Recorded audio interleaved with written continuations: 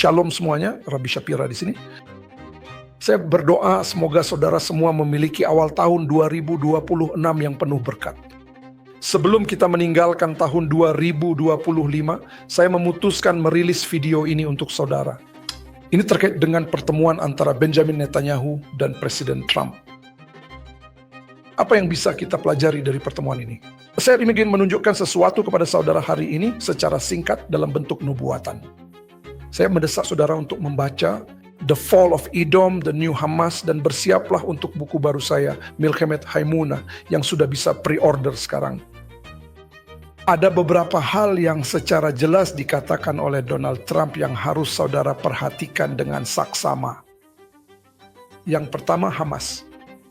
Dia mengatakan bahwa Hamas harus melucuti senjata, sesuatu yang belum terjadi. Yang kedua yang disebutkan oleh Donald Trump adalah Iran. Serangan yang akan segera terjadi terhadap Iran. Konfrontasi yang akan segera terjadi antara Iran dan Amerika Serikat akan segera datang. Dan yang ketiga adalah Turki.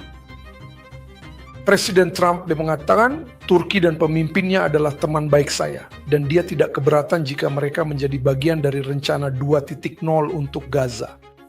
Apa artinya itu dan apa hubungannya antara Iran,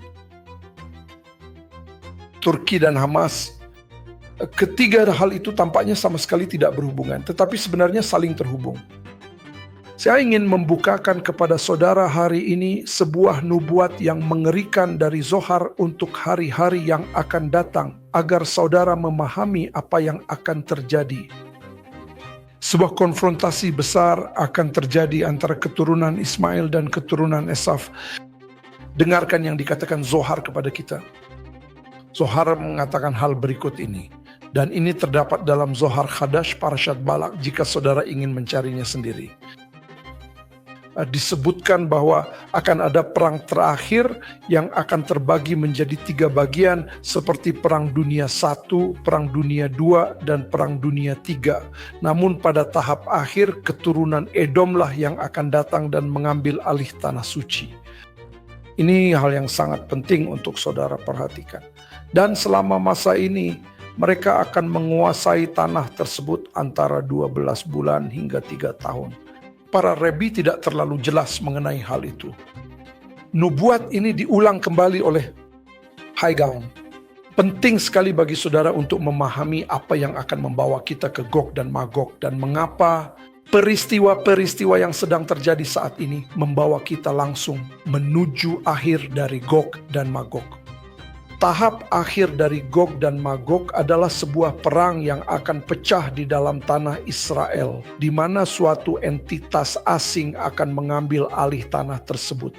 Entitas itu bukanlah Israel sendiri, melainkan pihak lain yang akan menguasainya dan akan menyerang Yerusalem. Dan mereka akan berhasil melakukannya dalam rentang waktu antara 9 bulan hingga 3 tahun. Dan itulah teman-teman yang akan membawa kita menuju akhir dari kedatangan Masyiah. Dengarkan yang dikatakan di sini. Haggai membuat sebuah poin yang jelas dan dia berkata, oleh karena itu kita melihat bahwa kerajaan Edom akan memerintah tanah Israel. Dan ketika kita melihatnya, kita tahu bahwa kedatangan Mesias dan penebusan sudah ada di hadapan kita. Ini teman-teman adalah nubuat yang mengejutkan bagi kita semua untuk dipahami. Akan ada sebuah pertempuran yang terjadi. Dan sekali lagi Midrash tersebut sangat jelas tentang hal ini, yaitu perbedaan yang signifikan antara Persia dan Amerika Serikat. Saya ingin saudara memahami bahwa ini hanyalah satu sisi dari persamaan dan saudara harus memahami bagaimana hal ini terhubung dengan Gaza. Di Gaza saat ini ada kekuatan internasional dari berbagai negara yang akan menurunkan pasukan bersenjata di darat dan kemungkinan besar termasuk Turki. Saudara mungkin bertanya bagaimana persoalan akan meledak dari utara? Sekarang kita melihat rencana induk di hadapan kita. Dan sungguh mengerikan bahwa Amerika Serikat mendukung hal ini. Kita mendengarnya hari ini dari Donald Trump. Dia mendukung Turki berada di dalam wilayah Israel. Orang-orang yang sama yang menyerukan kematian bagi Israel. Kemungkinan besar Meskipun terdengar seperti peristiwa fiksi ilmiah, inilah yang akan terjadi. Pasukan internasional akan ditempatkan di Gaza. Dan entah bagaimana, pasukan internasional ini kemungkinan besar akan memicu semacam pemberontakan dan kerusuhan di dalam wilayah Israel. Saya percaya meskipun pasukan ini adalah pasukan yang bermusuhan dengan Edom. Oke, kita sekarang berbicara tentang Ismail yang berada di dalam tanah itu, dan Donald Trump mengatakan, ya mereka itu teman saya. Tidak, mereka bukan temanmu. Mereka itu berupaya menghancurkan Israel dan Amerika. Namun Mazmur 83 sangat jelas. Aliansi tersebut telah dibuat di sorga. Hal itu tidak akan bertahan lama. Sampai aliansi ini akan berbalik secara drastis dan meledak di hadapan kita sendiri. Nah, jadi kita akan melihat secara paralel kedua peristiwa itu adalah peristiwa yang berjalan beriringan. Pembentukan kekuatan internasional di Israel dan perang yang akan terjadi antara Amerika Serikat. Ya, benar teman-teman, Amerika Serikat dan Persia. Ini dia putaran berikutnya yang akan kita hadapi, akan melibatkan Amerika Serikat. Itu adalah tanda nubuatan yang pasti. Ketika kita melihat hal itu terjadi, dan pada saat yang sama ada pasukan internasional di dalam tanah Israel, siap untuk menimbulkan kekacauan di Israel, kita tahu bahwa kita sedang memasuki hari-hari terakhir sebelum kedatangan Masyiah. Ya, jadi apa yang harus saudara perhatikan sekarang? Yang pertama, pertempuran terakhir yang akan dimulai antara Amerika Serikat dan Iran. Itu teman-teman adalah pertempuran antara Esaf dan Ismail yang memang harus terjadi.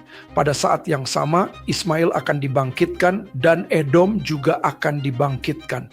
Luar biasa, kita sedang membicarakan kekuatan internasional dari Edom dan Ismail bersama-sama di Gaza saat ini. Bukankah rasanya luar biasa? Memang begitu.